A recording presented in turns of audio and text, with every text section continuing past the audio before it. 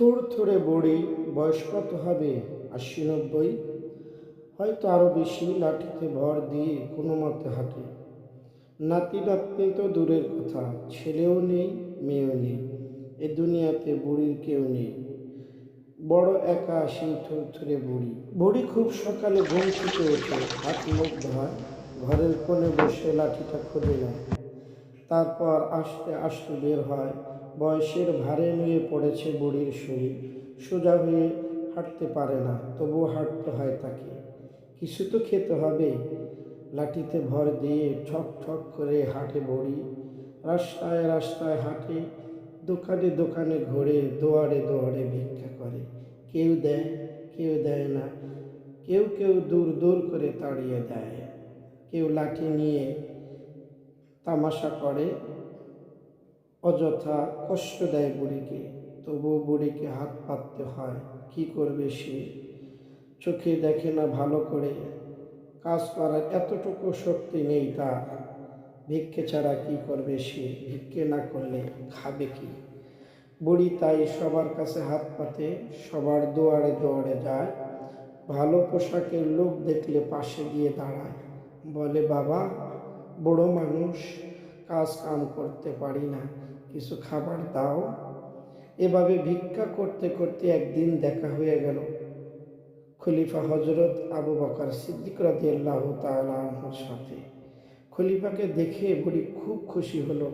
ভাবলো, আজ হয়তো বেশি কিছু জুটবে। ঠক ঠক করে লাঠিতে ভর দিয়ে খলিফার সামনে গিয়ে দাঁড়ালো।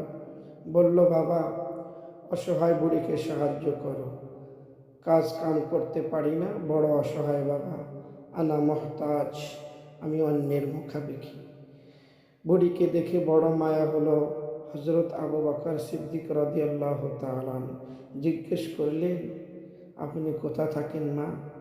আইনা বাইতুক, আপনার বাড়ি কোথায়? বুড়ি ইশারা করে ওই দিকে হাত ঘুরিয়ে দেখালেন, ওই দিকে। আমাকে নেবেন আপনার ঘরে? বুড়ি অবাক হয়, ভাবে ঘরে গিয়ে কি লাভ হবে? ঘরে গিয়ে কি করবে লোকটি? কিছুই তো নেই ঘরে। খলিফা বুঝতে পারেন বুড়ির মনের কথা, বলেন, এমনি দেখে আসবো, যদি কোনো কাজে লাগে। কি কাজে লাগবে? কিছুই তো নেই বাবা, ঘরে আর কে আছে? খলিফা জিজ্ঞাসা করলেন। না বাবা, এ হতভাগিনী বুড়ির ত্রিকুলে কেউ নেই, আমি বড় অসহায় বাবা। বলতে বলতে বুড়ি হাও মাও করে কেঁদে ফেললেন। বুড়িকে কাঁদতে দেখে খলিফাও কেঁদে ফেললেন। কোনো মতে নিজেকে সামলিয়ে নেন, আড়াল করে চোখ মুছে নেন। তারপর বলেন, কাঁদবেন না মা, কাঁদবেন না। কে বলেছে আপনি অসহায়? কে বলেছে আপনার কেউ নেই? এই তো আমি আছি, আমিই তো আপনার ছেলের মতো। আমি আপনাকে সব দেব, আপনাকে আর ভিক্ষে করতে হবে না। চলুন, আপনার ঘরটা দেখিয়ে দিন।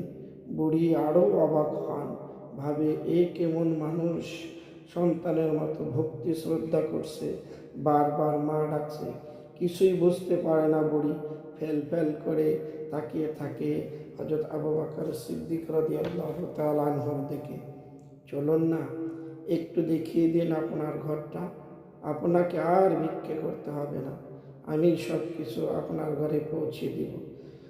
বুড়ি খুব খুশি হন, মনে মনে দোয়া করে খলিফার জন্য। বলে, চলো বাবা। বুড়ির পিছু পিছু গিয়ে হযরত আবু বকর সিদ্দিক রাদিয়াল্লাহু তাআলা আনহু বুড়ির বাড়িটা চিনে আসেন। এরপর থেকে প্রতিদিন বুড়িকে দেখে আসেন, খাবার দাবার দিয়ে আসেন কাপড় চোপড়। বুড়ির ঘরে সুদিন ফিরে আসে। ওদিকে ঘটল মজার এক ঘটনা। হযরত ওমর ও মদিনার দুঃখী অভাবগ্রস্ত মানুষের খোঁজ নিতেন।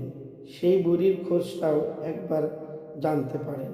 বুড়ির ঘরটা তিনি চিনে আসেন গোপনে। একদিন তিনি কিছু খাবার নিয়ে বুড়ির ঘরে গেলেন। বুড়ির ঘরের দরজা টোকা দিলেন। বুড়ি খেয়ে দিয়ে শুতে যাচ্ছিল, তখন দরজা টোকা শুনে কোনো রকম দরজা খুলে দিল। হযরত ওমর রাদিয়াল্লাহু তাআলা আনহু বুড়ির দিকে এগিয়ে ধরলেন তার হাতের খাবারের টোকলা। এগুলো কি? প্রশ্ন করল বুড়ি। আপনার জন্য কিছু খানা এনেছি মা। এক্ষুনি তো খেলাম বাবা, তাহলে এগুলো রেখে দিন, সকালে খাবেন। না বাবা, সকালের খানাও দিয়ে গেছে। কে দিয়েছে? এই তো কিছুক্ষণ আগে একজন দিয়ে গেল। হযরত ওমর ফিরে গেলেন, পরের দিন আবার এলেন, বুড়িকে খাবার দিলেন। এবারও বুড়ি বলল, এই তো এক্ষুনি খেলাম। অবাক হলেন হযরত ওমর, কে খাওয়ায় এই বুড়িকে? জিজ্ঞেস করলেন, কে খাওয়ালো? চিনি না তো বাবা। কীরকম লোকটা, কি করে বলবো, ভালো করে চোখেও তো দেখি না। হতাশ হয়ে ফিরে যান হযরত ওমর। যেতে যেতে ভাবেন, কে এই লোকটা, দেখতে হবে তাকে। কে এমন দয়ালু লোক, প্রতিদিন হারিয়ে দেয় তাকে। পরের দিন হযরত ওমর আগে ভাগেই বুড়ির বাড়ি চলে গেল। বাড়ির কাছে একটু আড়ালে লুকিয়ে থাকেন তিনি। একটু পরেই দেখতে পেলেন একটি লোক দ্রুত হেঁটে আসছে বুড়ির বাড়ির দিকে।